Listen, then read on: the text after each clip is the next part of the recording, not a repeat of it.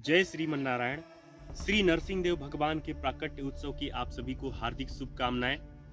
भगवान नरसिंह जी की प्राकट्य कथा इस प्रकार आती है कि भगवान श्री हरि विष्णु जी के ही द्वारपाल द्वार रक्षक जय और विजय का सनकादि ऋषियों द्वारा शाप के कारण उन्हें दैत्य रूप में जन्म लेना पड़ा। हिरण्याक्ष और हिरण्यकशिपु असुर रूप में जन्म लेना पड़ा। हिरण्याक्ष जी ने जब पृथ्वी को चुरा करके रसातल में ले गए थे तो उसी समय भगवान श्री हरि विष्णु जी ने वराह अवतार लेकर हिरण्याक्ष का वध किया। तो अपने भाई हिरण्याक्ष का वध होने के कारण हिरण्यकशिपु बहुत क्रोधित हुए। तो हिरण्याक्ष की मृत्यु का बदला लेने के लिए हिरण्यकशिपु ने ब्रह्मा जी से वरदान प्राप्त किया कि हे ब्रह्मदेव, मुझे आप ऐसा वरदान दीजिए कि मैं इस धरती पर जन्म लिए हुए किसी भी जीव, किसी भी जंतु, किसी भी मनुष्य के हाथों मेरी मृत्यु ना हो, किसी भी देवता मुझे कोई वध ना कर सके, ना दिन में मेरी मृत्यु हो, ना रात में मेरी मृत्यु हो, ना किसी अस्त्र से मेरी मृत्यु हो, ना किसी शस्त्र से मेरी मृत्यु हो।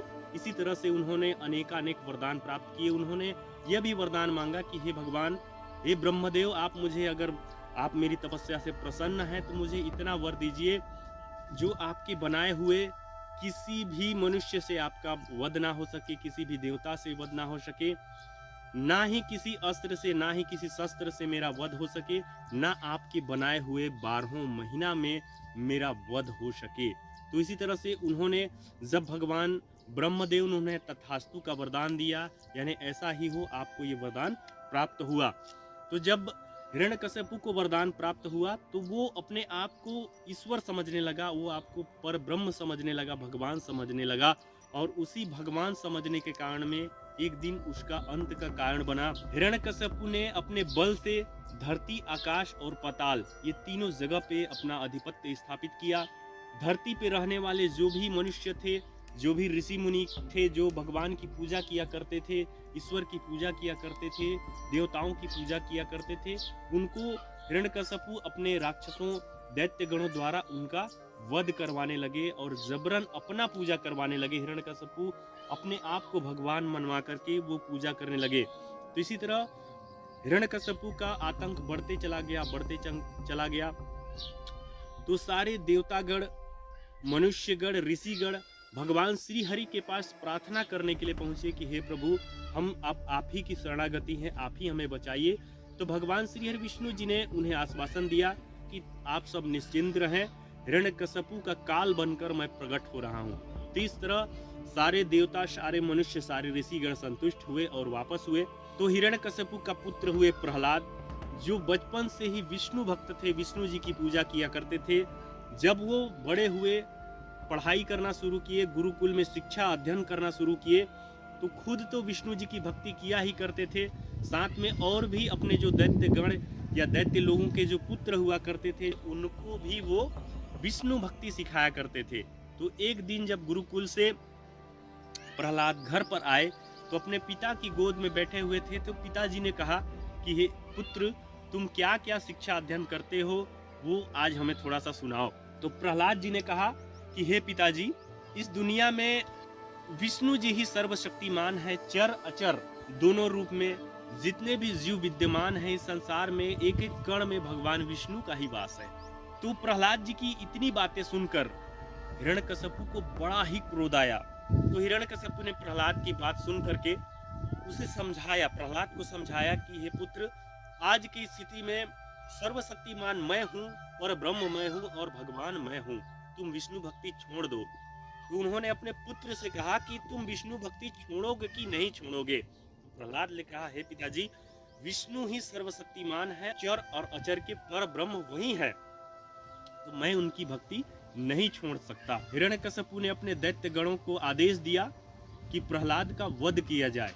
तो उन्होंने कई प्रकार से उनको वध करने का प्रयास करे। बड़े बड़े दंतैल हाथियों के पास में उन्होंने छोड़ा, जहरीले सांपों से डसवाया, बड़े बड़े बिगड़ेल घोड़ों के घुड़सालों में फिकवाया, पहाड़ की चोटी से फिकवाया, कई तरह के प्रयास किए, पर किसी भी प्रयास में उनके दैत्यगण सफल नहीं हुए। तो हिरण्यकशिपु ने अपना अंतिम प्रयास समझते हुए प्रहलाद को एक बार फिर से समझाया कि हे पुत्र, अगर तुम मेरा बात मानते हो तो मैं तुमको जीवित छोड़ूंगा, अन्यथा आज तुम्हारा वध तो मैं ही करूंगा। तो प्रहलाद ने कहा कि हे पिताजी, जीवन देने वाले और जीवन का हरण करने वाले और हमारा पालन पोषण करने वाले भगवान श्री हरि विष्णु जी ही हैं।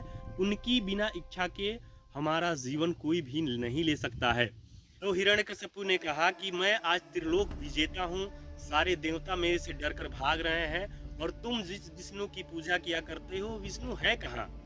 तो प्रहलाद जी ने कहा, हे पिताजी, ये पूछिए कि कहाँ नहीं है, वो हर जगह है, कण कण में है, आप जहाँ देखेंगे वहां पर श्री हरि विष्णु जी हैं। तो हिरण्यकशिपु ने कहा कि क्या तुम्हारे विष्णु इस खंभे में भी हैं? तो प्रहलाद ने कहा, जी पिताजी बिल्कुल हैं।